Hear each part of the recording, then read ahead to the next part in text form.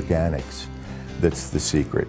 It's the shade grown that's really the secret. It's really it appeared though the method of growing was what was creating the wonderful, vibrant flavors that I was searching for in order to have a good cup of coffee.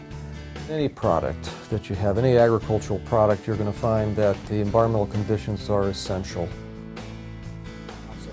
It was very difficult to understand it. Like, he speaks Spanish, I speak English. It's very hard. There's a lot of cultural boundaries, and there's language barriers. So it was very difficult for us to talk in a conversation tone, but we got through it. We had a little chit chat. It was fun. We used a lot of hand signals and stuff. We were, as what he calls it, a cansado, like a relaxing period. When we went to the operation, we saw a huge machine that pretty much takes the beans out of the coffee plants. They have, they take the so-called cherries and they take the beans out of it, it brings them into the machine, and there's water. So where there's like a hose coming out, hitting it. So wherever there's good ones, they'll go down to the bottom and they'll go through. The bad ones will stay at the top, and then you have to pick them up, physically pick them up, and push them into like a grate. It's like trash. The beans that go under are the good beans. So they're gonna go through a machine that pretty much takes the beans out of it, squeezes it, and the beans they shoot out, and they get sent through a different conveyor into down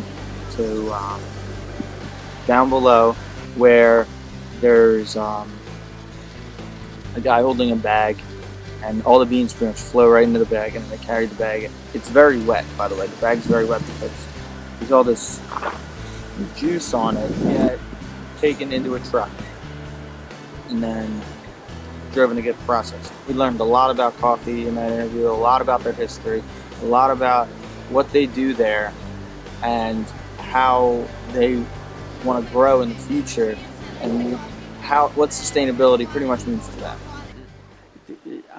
I grew here. Right.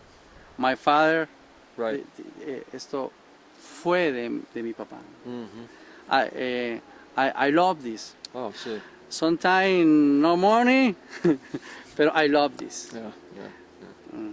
No quiero vender. No quiero vender. No, quiero trabajar. Quiero que mi hijo, my son, Right. work in this place. Está bien. The proof is in the taste. Customers are, such as Widener University, are knocking the doors down to have the product. It tastes great, and it's doing great things for the environment and the farmer. The farmer's family is sustained. We're paying a farmer numbers much better than even fair trade price because of the quality and the compelling nature of this product. The interesting thing about Las Lajas coffee, and I saw this when I was in Costa Rica when we went to a facility where they graded and they rated the coffee based upon not only how it looked but how it tasted, is that really the overall ratings were just exceptional. In fact, it was kind of interesting to kind of experience that or see that up close and personal, because I didn't know what those numbers meant initially. And I said, what's the scale and stuff, and actually the coffee, when it was being rated, it rated right near the top. And I could see the owners getting very, very excited. Yes. And they came back to me and they said, oh, it's this number and it's right at the top.